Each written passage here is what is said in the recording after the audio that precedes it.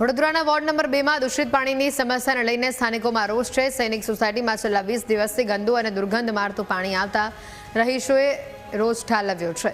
આ દૂષિત પાણીના કારણે વિસ્તારમાં રોગચાળો ફેલાવવાનો ભય સતાવી રહ્યો છે, જેને લઈને આજે રોષે ભરાયેલા સ્થાનિકો કોંગ્રેસના આગેવાનો સાથે ઉત્તર ઝોનની કચેરીએ દોડી ગયા હતા। રહીશોએ આક્ષેપ કર્યો છે કે વારંવાર રજૂઆત કરવા છતાં પાલિકા તંત્રના પેટનું પાણી હલતું નથી। ઇન્દોરમાં પ્રદૂષિત પાણીથી થયેલા 16 મોત બાદ વડોદરામાં દૂષિત પાણીની સમસ્યા સામે રોષ વધ્યો છે। અમારે પાણીની તકલીફ છે। આ 20 દિવસથી અમારા ગટરનું જ પાણી આવે છે।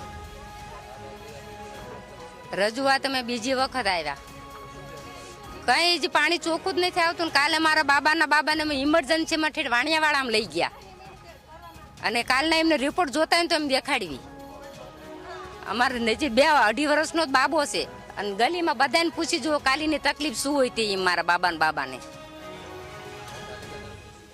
પાલિકાવાળા કોઈ રૂપ બધા ખાડા ખોદીને મૂક્યા છે, બધી જગ્યાએ ખાડા ખોદ્યા છે। આજે અમારે પાણીની લાઈન કાપી નાખી છે। પાણી અમે ઓલા જગ લાવી છે,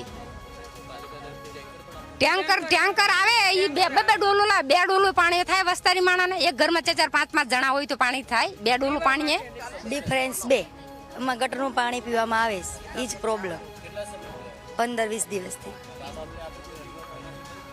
આ કે પહેલા કરી આપી હતી। હા, અમારે ગટરનું પાણી આવી છે ને એટલા માટે એમાં આવી છે। અમે 15-20 દિવસથી આવે। અમે અહીંયા વોર્ડ નંબર 2 માં ગયા સોમવારે આવ્યા હતા, એમને કીધું તો સારું આવશે। એમ તો કામગીરી ચાલુ છે, પણ અમને એવું ડર લાગે છે કે આ ઇન્દોરમાં ન થયું ને એવું। અમે કોઈ ભાજપ કોંગ્રેસ કોઈ માટે અમે આવ્યા નથી, અમે કોઈનો વિરોધ કરવા બી નહીં આવ્યા।